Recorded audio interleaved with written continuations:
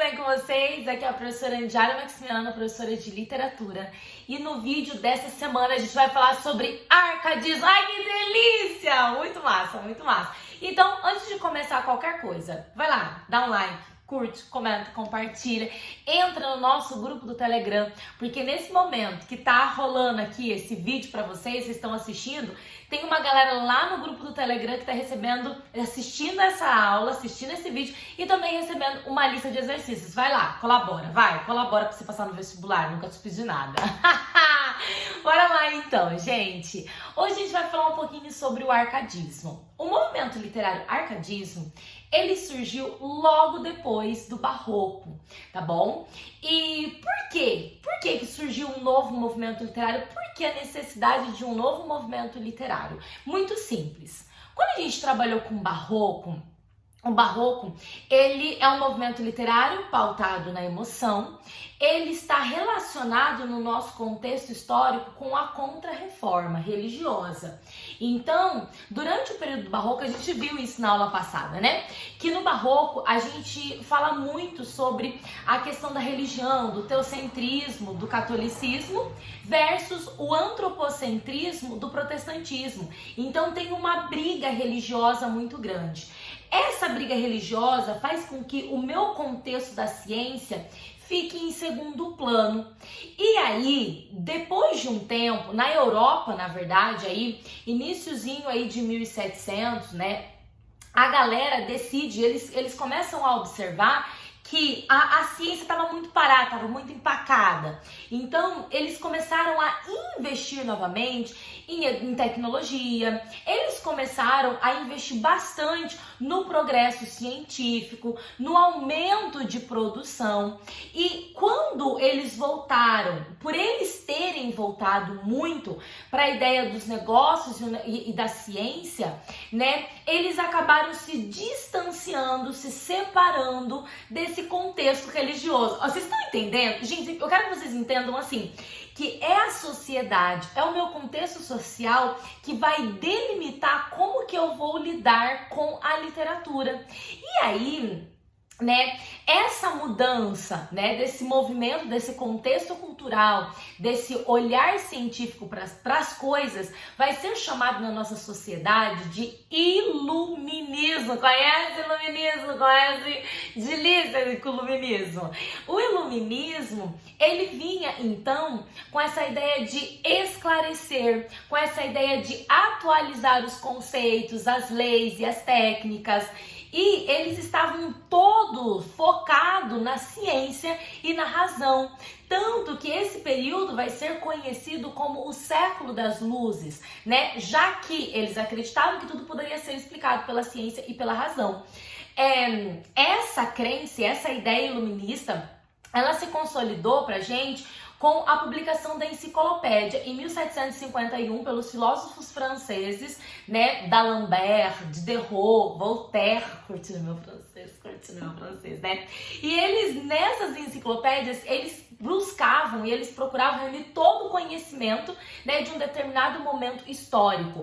Prof, por que você está falando tudo isso? Gente, tava rolando tudo isso lá na sociedade e a galerinha tava lá. E aí, será que eu faço vontade de Deus? Será que eu não faço vontade de Deus? Será que eu faço vontade do homem? Não faço vontade do homem? Aí eles falaram assim, caracas, velho, essa literatura não tem nada a ver com o que tá acontecendo aqui.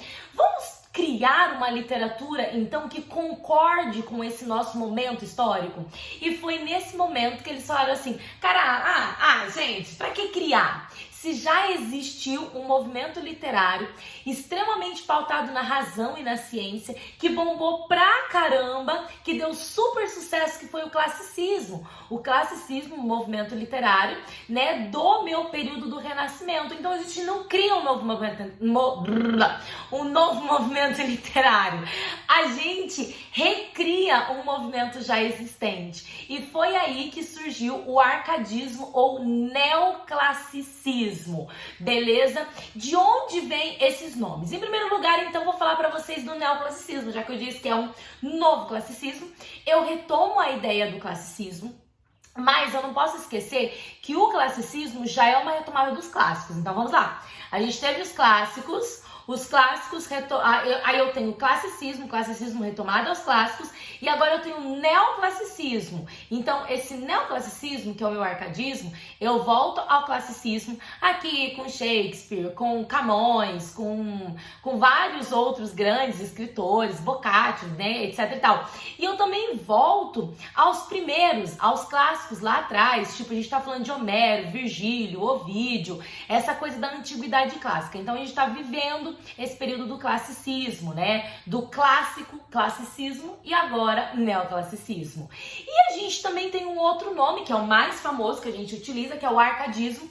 O arcadismo, ele vem, esse nome, ele vem da Grécia, de uma região da Grécia Antiga, né, que era a Arcádia.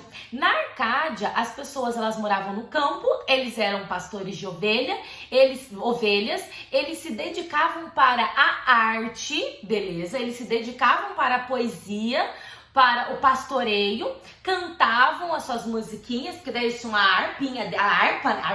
harpa deles, então eles tocavam a harpa, eles cantavam músicas, compunham poesias e eles viviam em plena harmonia com a natureza e com também os deuses mitológicos. Aí eu pego esse nome arcadismo, né, que vem dessa Arcádia, porque a Arcádia vai se tornar o meu modelo de vida. Gente, delícia, delícia. Eu acabei de descrever para vocês o que é o arcadismo. É você viver no campo, ser pastor de ovelhas, compor poesias e músicas, né, próprias, estar em harmonia com a natureza, com os deuses mitológicos e enfim, pronto, acabou. Essa é a vida do meu eu lírico do arcadismo, tá? Então vamos marcar algumas características. Marca aí no seu caderno. Característica número 1 que vai aparecer: volta à natureza, porque a gente está vivendo no campo. Pastoralismo, porque eles são pastores de ovelhas. O eu lírico, tá, gente? Eles são pastores de ovelhas. Bucolismo. Bucolismo é um termo só usado no arcadismo, que significa minha vida tranquila, em paz, né, no campo. Então a gente tem o bucolismo. A imitação dos clássicos, que daí vem tudo isso que eu falei pra vocês, né? E o que é tudo isso? O que eram os clássicos? Então, marca aí no seu caderno. Simplicidade, racionalidade, objetividade, né? A utilização da mitologia, o equilíbrio, né? A linguagem simples, clara, direta, estilo de vida simples, claro e direto. Isso vai ser característica dos clássicos, que também é característica do povo do classicismo, e agora vai ser característica do neoclassicismo e do arcadismo, tá bom? E uma coisa muito importante, nesse período do arcadismo, eles são extremamente ausentes de subjetividade. Óbvio, eu acabei de falar pra vocês que eles são objetivos. Se eles são objetivos, então existe a ausência de subjetividade. Sabe que a ausência é fora do normal, é fora do comum. Gente, eles se distanciavam tanto dentro dessa poesia que, assim, existia o autor da poesia, e a gente sabe que autor e eu lírico são pessoas diferentes. Ou seja, eu lírico é o personagem, é a pessoa que fala dentro da minha pessoa, dentro da minha poesia. É o eu que fala dentro da poesia. Você fala assim: eu sou o pastor, não me nego. Não é eu, Cláudio Miranda da Costa, é eu lírico, ok? A gente sabe que autor de livro tem vida física e o eu lírico dentro da poesia só existe dentro da ficção, tá? Mas eles, para vocês entenderem, esse eu lírico, eles tinham nomes, que até a gente coloca que é pseudônimo, né, do próprio autor. Eles têm nomes muito voltados a essa antiguidade clássica. Esse eu lírico não tem nada a ver com a vivência do meu autor físico. Por quê? Porque não podia. Os meus autores, eles moravam na cidade, estavam brigando por um monte de coisa. Mas dentro da poesia, ele era pastor de ovelhas, morava no campo e etc e tal. Então existia esse distanciamento muito grande da vida do autor para o eu lírico, que é a pessoa que fala dentro da minha poesia, tá bom? Então, eles, mais algumas características que eu quero que vocês marquem aí, a utilização dos esquemas, né, latinos, dos pensamentos latinos. A gente tem aí 5 principais: Fuja urban, fuja da cidade. Locus amenos, lugar ameno, lugar tranquilo, lugar de paz, que é o campo, né? A gente fuge da cidade para ir pro campo. Aurea mediocritas, o ouro não é tudo, a riqueza não é tudo, então tenha uma vida simples, né? Carpe diem, aproveite o dia. Inutilha, trunca de corte o inútil. E esse corte o inútil aqui é corte o inútil linguístico, porque o barroco era esse negócio de rebuscamento, enche de coisas aqui. Ele fala, não, corta tudo. Linguagem simples, clara e direta e pronto, acabou, tá bom? O arcadismo aqui no Brasil começa em 1768 com a publicação de obras do Cláudio Moura da Costa. Gente, como eu tô com a minha língua enrolada hoje, acho que é porque eu tô acelerada, falando pra caramba, né? O Cláudio Moura da Costa é um dos nossos principais autores e é ele que começa o arcadismo aqui pra gente no Brasil. E acaba o arcadismo em 1836, quando Gonçalves de Magalhães publica Suspiros Poéticos e Saudades. Também a gente tem uma situação muito importante para falar aqui no arcadismo. O arcadismo é o último movimento literário que a gente tem enquanto Brasil colônia, tá? Muita coisa acontece nesse período do arcadismo. Marquês de Pombal expulsa os jesuítas do Brasil. Isso colabora com o nosso processo também de independência, novas ideias, porque os jesuítas controlavam as escolas, né? Então, novas ideias entram e são possíveis, né, dentro desse contexto brasileiro, com a expulsão dos jesuítas. A exploração do ouro brasileiro recai em Minas Gerais e Rio de Janeiro. Minas Gerais faz uma revolução muito grande, que é Inconfidência Mineira. A gente sabe que Tiradentes morreu enforcado por causa da Inconfidência Mineira. Todos eles, né, gente? A gente tá falando assim, a Inconfidência, no fundo, foi uma briga, foi... Todas as pessoas, os mineiros ali, intelectuais, grandes fazendeiros, né, até mesmo os empregados, eles não aguentavam mais a cobrança de impostos de Portugal. Então eles se rebelam e muitos são presos.